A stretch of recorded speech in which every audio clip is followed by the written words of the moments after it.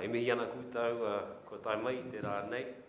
E mihi ana ki kūtau maunga, ki kūtau awa, ki kūtau whare tēnā kūtau.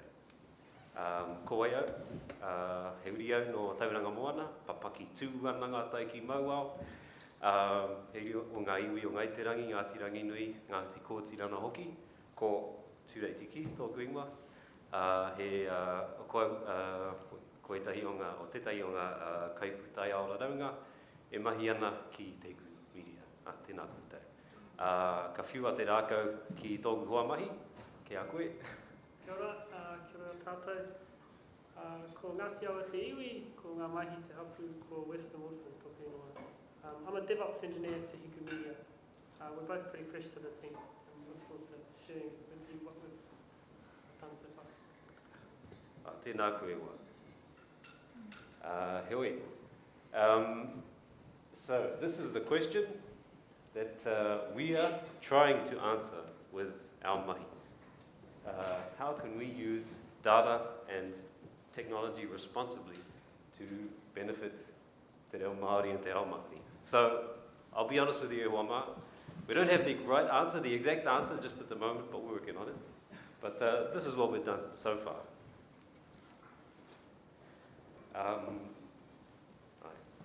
Hoi, koe nei te rārangi take mo te kōrero nei. So we'll start with Te Hiku Media and our whakapapa values. And we'll talk about how we like to treat data, how we like to use this data to create artificial intelligence tools. Then Hoatu te rākau ki a Weston, and he'll talk about how we provide these tools to our customers. And we'll finish up with some concluding remarks. Heoi, haere tonu. So, ki te whakapapa o Te Hiku Media, so we began as Te Reo Irirangi o Te Hiku Ika in 1990, a taonga of our 5 northernmost iwis of Ngāti Kuri, Te Ao Pōuri, Ngai Takoto, Te Rarawa, and Ngāti Kahu. So Te Hiku Media was born out of the assertion of our rights under Te Tiriti o Waitangi, based on claims lodged in 1986 that Te Reo Māori is a taonga, and claims or processes began in 1990 to acknowledge that radio frequencies are also he taonga o te iwi Māori. A ka puta he reo iringa. And so over the last 30 years, we've been entrusted with the preservation of te reo o ngā iwi o te hiku. And koinei, etahi o ngā tino taonga o e rā iwi. With the permission of our iwi, we look back to these taonga to help us move forward, to help us develop technologies kia ora anō ai tō tātou nei reo. So technologies that help us transcribe the many hours of speech that our tipuna have spoken, that we've recorded, that help learners hear how the written word should sound when spoken, and technologies that help us improve our pronunciation. And however, in order for us to do this, we must acknowledge the role that we play as the kaitiaki of these precious taonga. Our iwi don't want that a large corporation comes and uses the voices of our tipuna to create tools that they sell right back to us as a service or by selling our karu to their advertisers, which is why we've developed the kaitiakitanga license to protect te raraunga te rangatiratanga raraunga o mātou nei iwi. And which we use to ensure that when we're thinking about how we're using our data and how we're passing the results of this data onto others, that we're taking care of this data, that we know what it's going to be used for, why it's going to be used, and is it going to be of benefit to our community.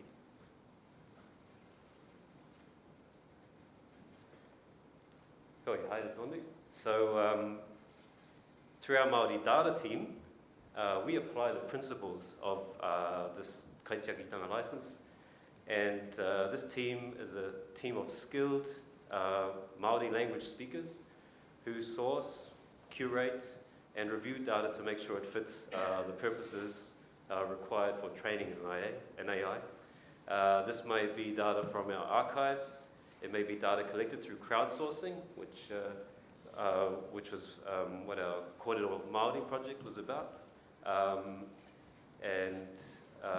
Where transcriptions, for example, are required, our data team are able to leverage the existing speech recognition technology to transcribe archival data, as well as an interface to perform quality checks of the data and review and keep this information stored as metadata in our databases. And I kind of overemphasize the importance of having skilled people doing this kind of mahi to ensure the quality of the data and to ensure that we understand where this data comes from.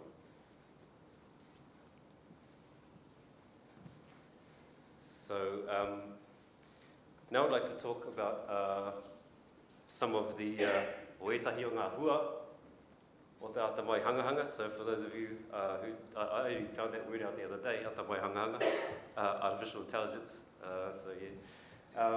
So I'd like to speak about just a few of the tools that we've built in this space. So these are tools that help our iwi and tiwi kōrero reo Māori navigate our matihiko, the digital world, and improve the perhaps improve the use and knowledge of the language. So we've got an app, Rongo, which we've recently published to help people improve upon their pronunciation. We've got our Reo API, or Reo tools, that's speech synthesis, which helps people hear Aotearoa sounds and also helps them be guided through the digital world using their own reo. And we've got Wahatui, which is a tool to which is speech recognition, which is a tool to help enhance, for example, metadata of recordings that we do have, or automated caption, for example. So one of the most recent developments is an updated speech synthesis model. So this is version 2, bro.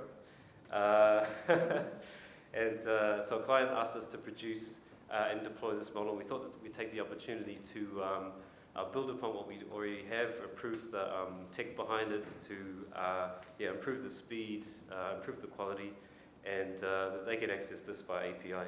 So here's an example of it working. If I can find my mouse.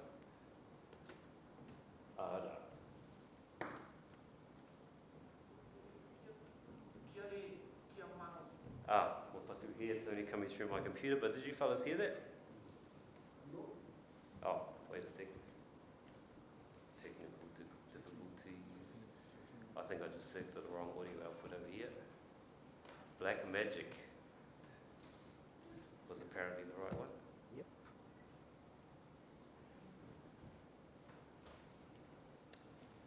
Oh. Sorry, no, I lost mine. What's the button to present? Oh, where?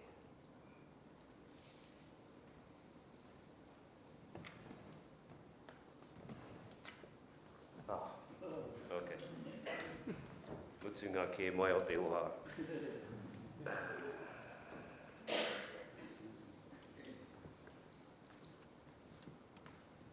So, mō taku he e wā mā.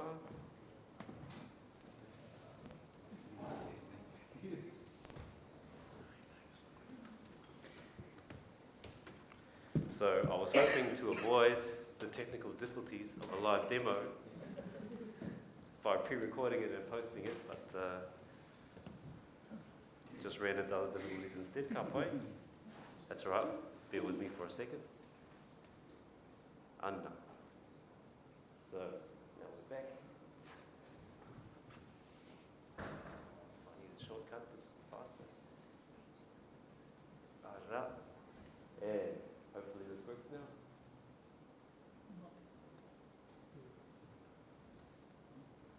Oh, Carl. Okay.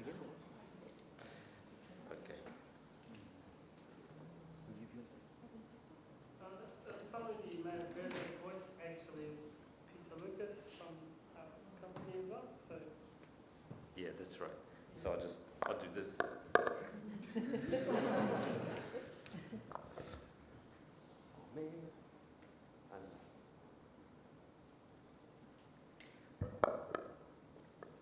te reo kia tika, kia rere, kia Māori. Okay, follow see that? Okay, ka pai. So anyway, haere tonu. Yeah. So this is just the documentation interface that we provide. So I literally just went and typed in the text and it generated the wave, and then I could download it. But your client would interface this using an HTTP request.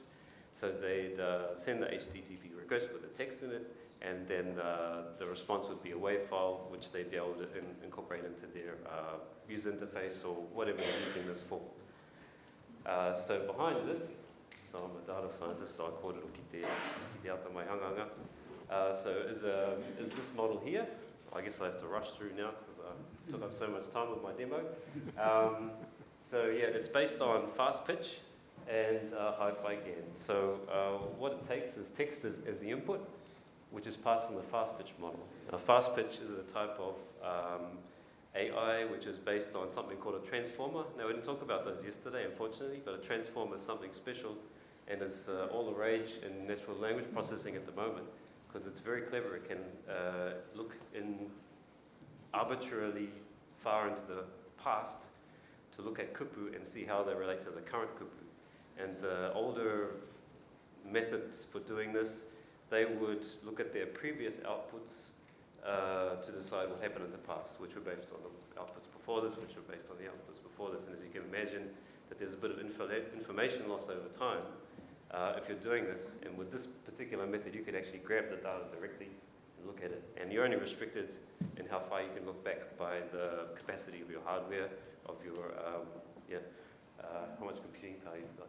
And that puts out something called a Mel spectrogram. So these are, if you think about when you go to stereo, you want to crank up the bass, you've got your graphic equalizer, and you can see at different frequencies the different levels that you got set. And this is kind of a similar thing. If you take a speech waveform, cut out a small section of it, you can sort of imagine, oh, there are different frequencies, you've got the bass frequencies, you've got the treble frequencies, and that's what a spectrogram shows us. And then the Mel bit is tuning it so that it's more aligned to how humans perceive pitch, which is not linear. So if you imagine chopping up a speech waveform in lots of different windows and doing this to it, you end up with this Mel spectrogram. So these get passed into hi-fi GAN, which is a type of generative adversarial network, which is, I think Paul talked about these yesterday. He showed us some images of randomly generated faces that were based on a GAN model. So this is the same type of model. You have networks competing with each other, one trying to generate a waveform, and another one trying to tell if the waveform is fake. Don't do it. Okay, so I won't play that audio again because you already heard it. It was the same audio. So moving on to speech recognition.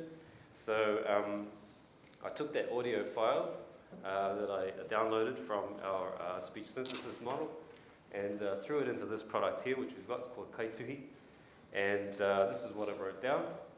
So it managed to hear ko te reo kia tika, kia rere, kia Māori, and put this down, write this down as text here. So this interface here, Kaipūtaiao, this allows its users to further modify the outputs if they would like to. So for example here I'd add capitalization, some punctuation, but it also allows us to, say for example, if we've got bilingual text in there, we can highlight, for example, where specific English kupu are turning up, so we know when it started, when the kupu started, and when it stopped. And we can also add speaker metadata, and this can all be incorporated into our transcription, which is useful when, of course, when you're wanting to use these things to train an AI, but also useful if you want to enhance the metadata of the archives that you have. Then you know when kupu have been spoken, which kupu are English, where do we find those? There's all that kind of information that you can pull out. This is also offered as an API, so a user can upload a WAV file, and or using the HTTP request, they can push a WAV file to our servers. Our servers will process it and return text as a response. So this is the model behind it. So this was trained on our data from Kōrero Māori. And so people have core hard themselves speaking particular sentences, and we've got hundreds of hours of this donated data that we're able to use to build this model. That was used to build the deep speech model, and we've also got a KNLM model, which is a language model, a statistical language model, and we used about 14 million words or kupu Māori to build this up, sourced with permission from those people who wrote down those kupu or published those kupu, as is our tikanga. So deep speech, I think Paul talked about these as well yesterday. This is a type of deep learning model. It's got about 5 layers, and the lower ones just feed forward, and the upper ones are the ones where all of the interaction between the various time steps happen. The interesting thing about deep speech was when it was developed at the time, people thought, you needed to have deep knowledge of a language to be able to make a tool that can do this. But deep speech showed us that you didn't necessarily need that. It's not saying that it's not important. It's just saying that a model like this can learn speech representations without having deep knowledge about what speech is. But of course, it doesn't work that well, because you need a language model, a statistical language model next to it to say, actually, nah, that's not quite what we're saying. And these language models are, or this particular one, it's a very simple one. It looks a few characters into the past to make a prediction about what character is going to come next. And this is all based on the text that it's been trained on. So both of these models generate basically sets of probabilities of, it's quite likely that it'll be this letter, or maybe this letter, or maybe this letter, or less likely it'll be this one. And this all gets fed into a weighting system, which takes these probabilities and makes a decision about which letter is the right one before moving on to the next one. So ka pai, haere tonu. So this is Rongo. This is our app that we released just recently. And Rongo is an app to help people improve their pronunciation. It does this by not showing users the kupu, but by letting them listen to examples of the speech. So the app will speak to them and then ask them to repeat. And then what they've repeated will be sent to our AI, and our AI will decide whether or not it's ka pai, te whakahua, or maybe you need to try that one again. And then the app will give you then that feedback. And the idea is to do this without kupu, because often we find that when we see the kupu and we see the words, we switch out hinengaro or ingarihi on, and then we start thinking in English sounds. And so we got rid of kupu and just working with sounds for this. So the cool thing about this is that we're able to leverage off our existing speech recognition technology to be able to build it. And as we're a pretty small team, this is actually a pretty efficient way to work. So we've got our speech recognition model sitting behind all of this. The waveforms fed in, and then it can calculate the probabilities of particular characters having been uttered. And then we've got our target speech as well, which is the kupu that we were wanting the person to say. These got fed into sentence fit, and this does a bit of a search algorithm to try and fit the probabilistic outputs from the one to the kupu in the other, using something called beam search. And then the outputs are scores, and I think you can think of them a bit like the probability scores that this was good or this was bad pronunciation, and which can be simply thresholded to decide whether or not haere tonu or now maybe try that again. So all of this stuff isn't possible without the kind of hardware that one needs to run these kinds of AIs, run them, to train them as well. And so we're really fortunate to have been able to find our own AI server. So it's a NVIDIA HGX A100, 4 GPUs, 320 gigs of RAM, can do 78 teraflops of 64-bit floating point operations, 128 CPUs. So it's pretty grunty. And on top of that, we're running Kubeflow, which is, I guess, a type of load management. As a data scientist, I can go in, I can tell the thing, oh, I want this GPU, I want this many gigs, I want this much, this many CPUs, I've got this development image, like a virtual computer that I want to use to do this mahi, and then it'll just go set it up, and then I can go away and use my Jupyter Lab interface or VS Code interface or whatever to use tools like Torch, TensorFlow, all these sort of standard AI tools that the big guys are using as well. And that's all built on open source software. So what we're interested in looking in terms of AI in the future, so we've got a few other projects going on, but these are some of the things that we're also interested in. So bilingual language and acoustic models. So I mean, let's face facts, e wama, we're in Aotearoa, New Zealand. As much as we might speak Māori, there's always kupu ingarihi that are popping in there, and the other way around too. And so it makes sense to have models that can actually deal with both languages and perhaps more in the future. And then also with our pronunciation, we've seen that we can detect pretty well if someone's pronouncing individual phonemes correctly, or I'll say letters correctly. But we haven't actually figured out yet how to determine whether or not the rere is correct. So I mean, I think most of you probably know if you listen to a Kaipūtaiao speaking and you listen to me speaking, for example, second language speaker, you can just hear the difference. You know, there's a difference there. But we haven't figured out yet how to detect that, and it's something that we're interested in trying to figure out. So without further ado, a few other rākau ki a koe hoa. How we're looking for time?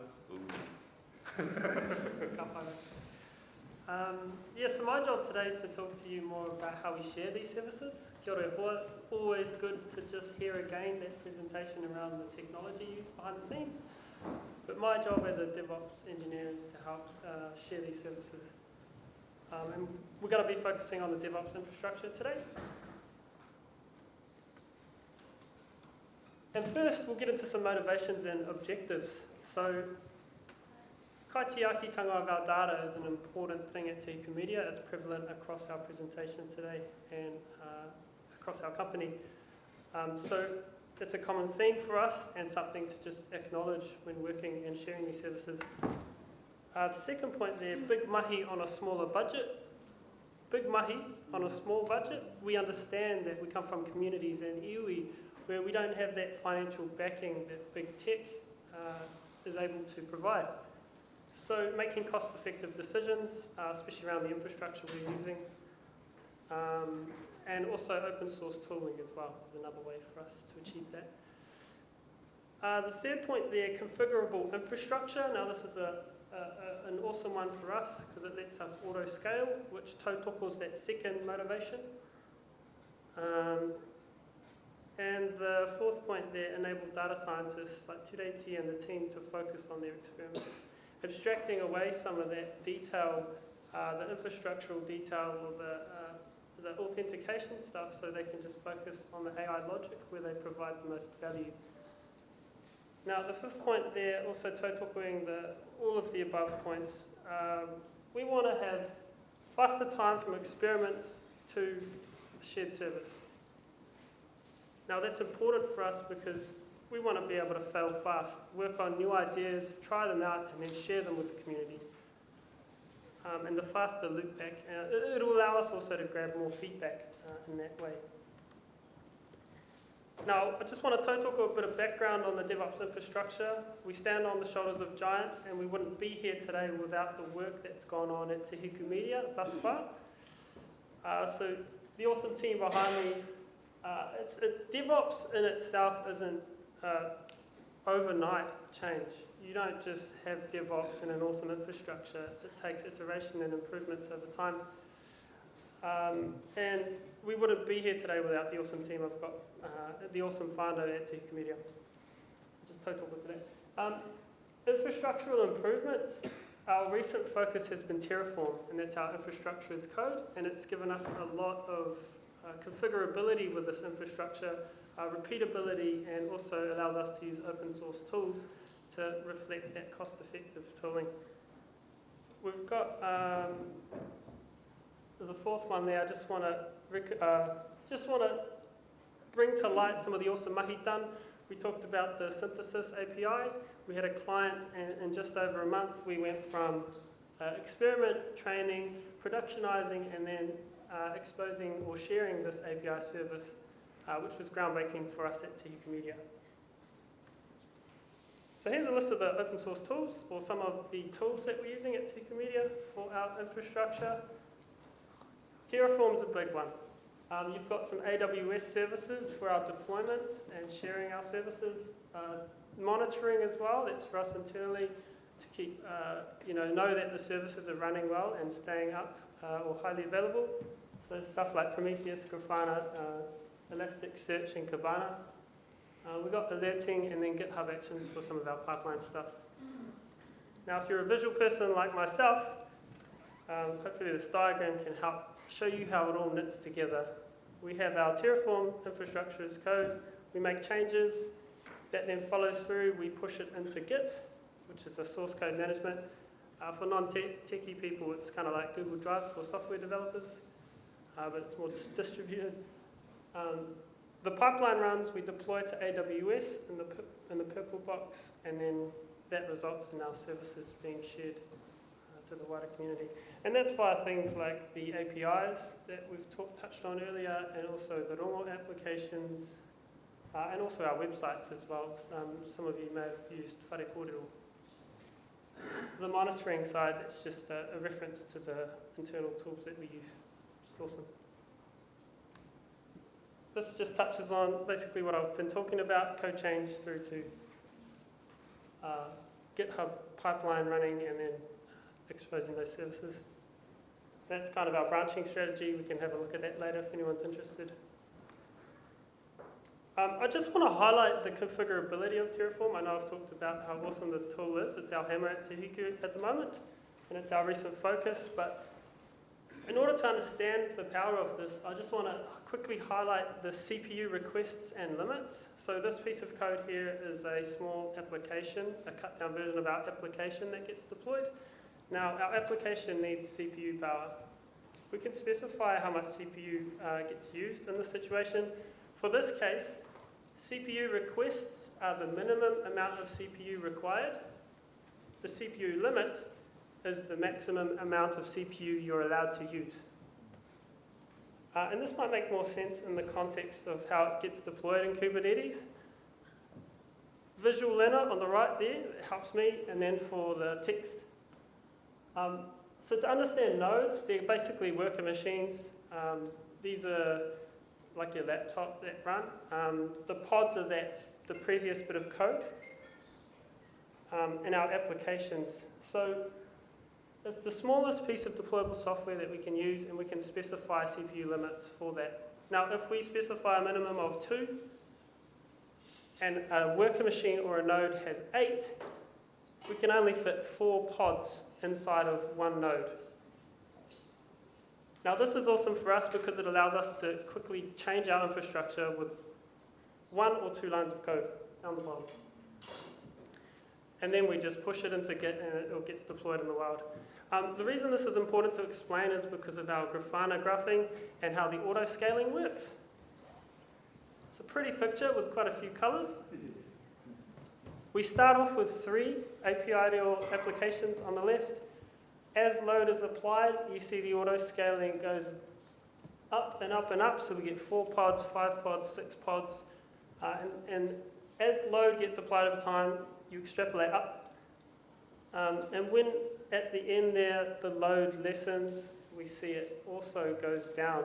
The general idea is when our application is being used, we pay for it. When it's not being used, we don't have to pay for it.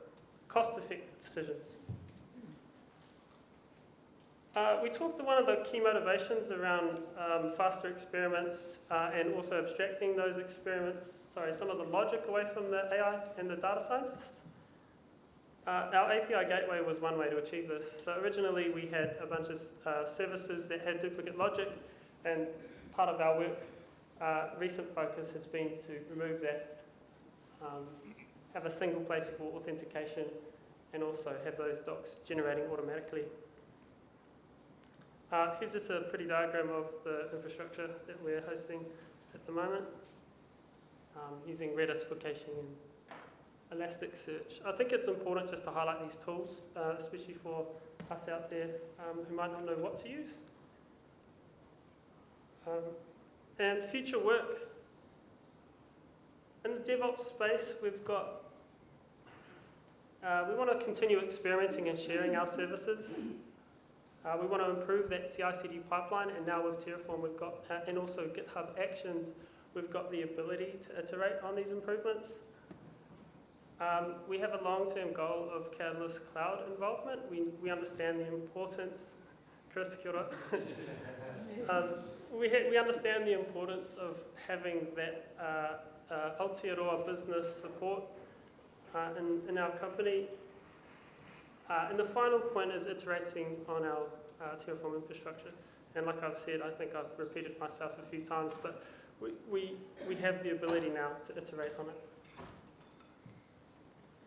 So some key takeaways and conclusions. But before we get to that, we'll ask the question again. How can we use data and technology responsibly for Te Reo Māori and Te Ao Māori? Remember where we come from. The kaitiakitanga license and the sovereignty of data belongs to those communities who own the data. We need to make responsible decisions around that. We need to remember where we come from in terms of iwi radio station and doing amazing things that we've got the opportunity to do now. We also we want to enable the collated tools and services that Te Hiku Media are providing to help Māori navigate a digital world. But not just navigate it using English, but using Te Reo, our language. And it's just always important to tautoko and to understand that we stand on the shoulders of giants. We wouldn't be where we are today without those who have come before us. And we also need to remember that we need to offer value to the communities and work with those communities to provide better tools for us here today. Kia ora te whānau.